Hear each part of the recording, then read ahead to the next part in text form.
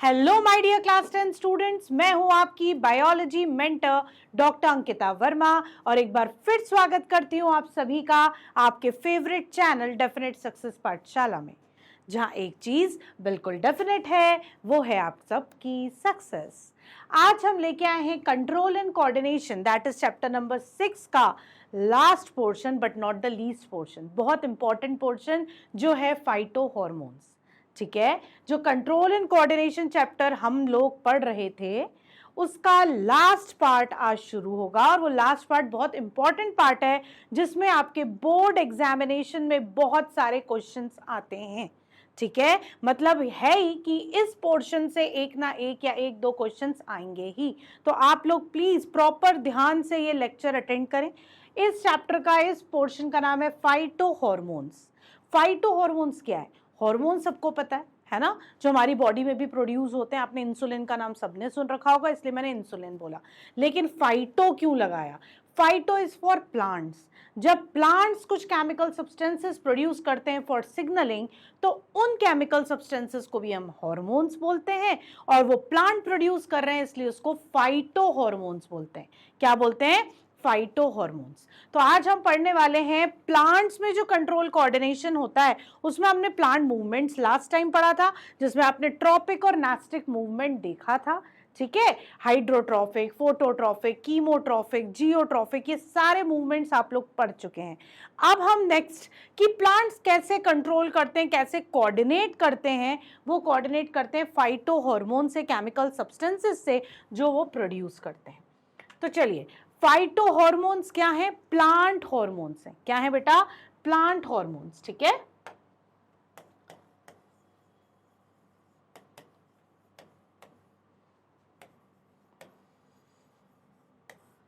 Phyto hormones क्या है?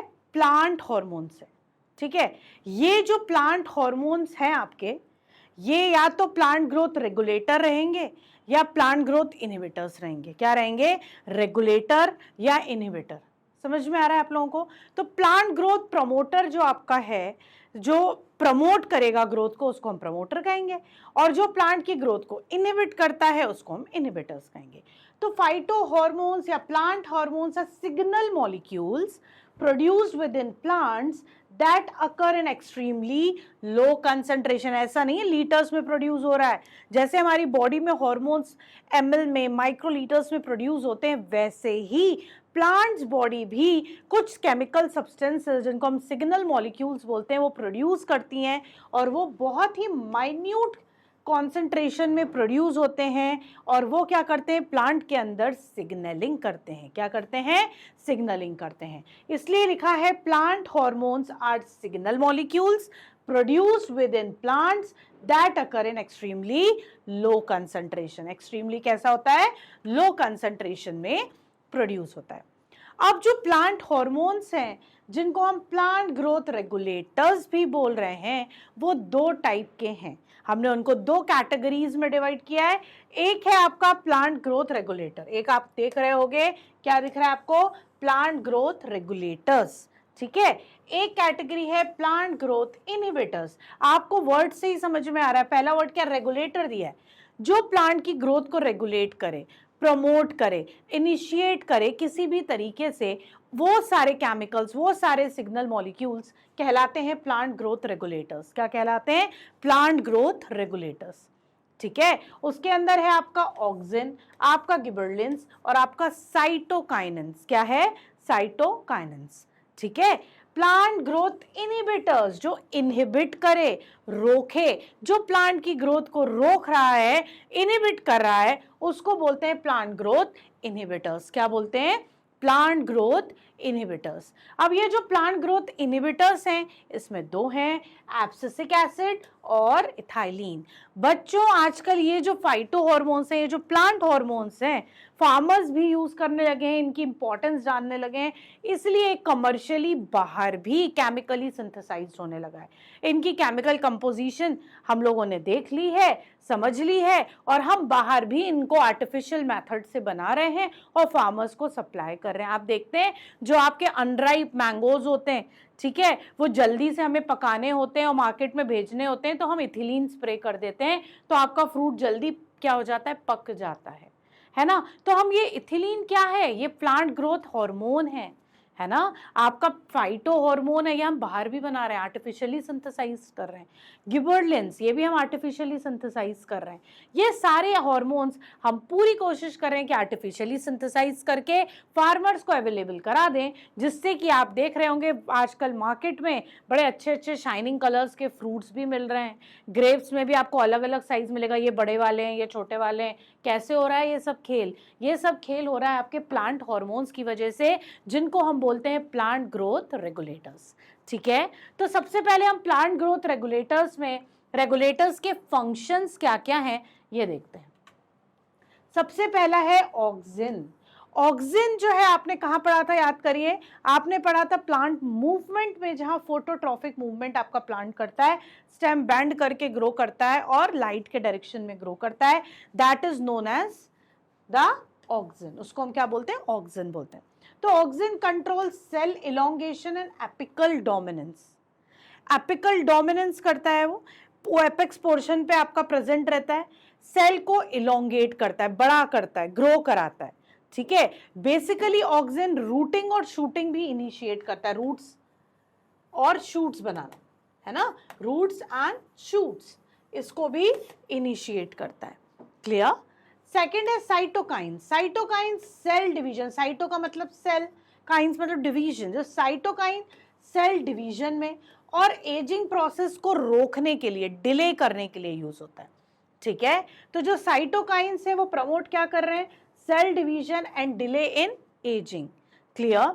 तो साइटोकाइंस हमारा सेल डिवीजन प्रमोट कर रहा है और हमारा एजिंग को रोक रहा है, डिले कर रहा है। ठीक है, नेक्स्ट है gibberellins. Gibberellins stimulate stem elongation and seed germination.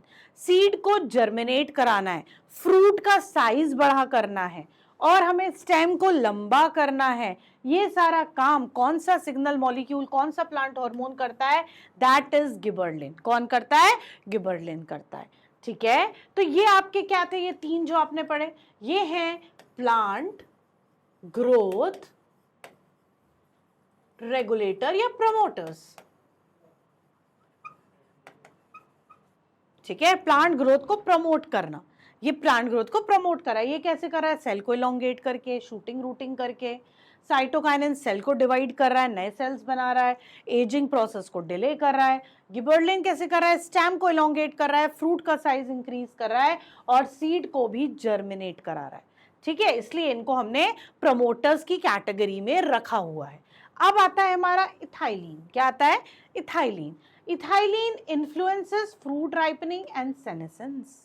Fruit को जल्दी से पकाना हो तो ये गैसियस हार्मोन है, इसको स्प्रे कर दीजिए, आपका फ्रूट जल्दी से राइप हो जाएगा, पक जाएगा। सेनेसेंस डेथ प्रोसेस भी इनिशिएट करता है, डेथ प्रोसेस इनिशिएट कर रहा है, सेनेसेंस इनिशिएट कर रहा है, इसलिए इसको कहाँ रखा है, इसको हमने रखा है इनहिबिटर्स में। किस में रखा है, इनहिबिटर्स में। उसके बाद है एब्सिसिक एसिड। क्या है, abscisic acid regulates dormancy and stress responses. ये डोरमेंसी को रेगुलेट करा। भाई डोरमेंसी क्या होती है, जब कोई चीज इनएक्टिव हो जाए, अगर वो हमारे प्लांट को इनएक्टिव स्टेज में ले जा रहा है, यानी वो ग्रोथ को रोक रहा है ना, और क्या कर रहा है, स्ट्रेस रिस्पॉन्सेस, आपके लीव्स ड्राई हो जाएंगे, विदर ऑफ हो जाएंगे, स्टेम ड्राई होने लगेगी, बर्ड आपकी ब्लूम नहीं करेगी, तो ये सारे स्ट्रेस रिस्पॉन्स भी वो शो करेगा। तो वो कौन करता है, एब्सिसिक एसिड। इसी वजह से हमने एब्सिसिक एसिड को भी किस में रखा है, प्लांट ग्रोथ इनहिबिटर्स में। तो आपका इथाइलिन और आपका एब्सिसिक एसिड क्या है, इनहिबिटर्स है। तो बेटा आप लोगों को इन सबके फंक्शंस बहुत अच्छे से याद होने चाहिए। ऑक्सिन क्या करता है, साइटोकाइंस क्या करते हैं, गिबरलिन्स क्या करते हैं, है ना, इथाइलिन क्या करता है, एब्सिसिक एसिड क्या करता है, इन सब के आपको फंक्शंस बहुत अच्छे से नोन होने चाहिए, याद होने चाहिए, क्योंकि ये आपका क्वेश्चन आता ही आता है। ये 5 स्टार क्वेश्चन है फॉर योर बोर्ड एग्जामिनेशन। ठीक है, तो इस तरीके से ये सिग्नल मॉलिक्यूल्स वर्क करते हैं inside the plant body and outside the plant body. ठीक, तो बेटा ये था आपका फाइटो हॉर्मोन्स वाला पोर्शन। यहाँ आपका कंट्रोल एंड कोऑर्डिनेशन पूरा कंप्लीट हो चुका है। हम अपने अगले लेक्चर में नेक्स्ट चैप्टर लेके स्टार्ट करेंगे। तब तक के लिए बाय बाय।